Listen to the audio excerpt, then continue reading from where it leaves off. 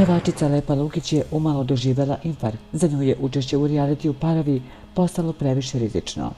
Vesna Ribas zaklela se da će po izlasku iz Parova ubiti Milutina Radosavljevića Milija, jer maltretira i vređa njenu prijateljicu Lepu Lukić.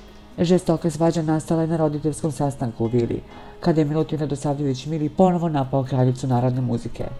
Lepa se žalila da joj pozlilo i da joj pritisak skočio na 190 sa 100, a Ribasova nije mogla da podnese njene suze, pa je skočila da bije cimera. Razbiću ti glavu, pederčino smrdljiva, učuti kretenu, vršiš mobbing nad ovom jadnom ženom ovde.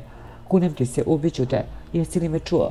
Zadavit ću te, briga me ako završim na robiji, neću žaliti, vikala je Vesna. Malo je falilo da Lepa doživi infarkt zbog Milijevih uvreda na račun njenog poroka kocke. On je tvrdio da pevačica vara ljude za novac i da je niko i ništa. Lepa je tražila pomoć lekara.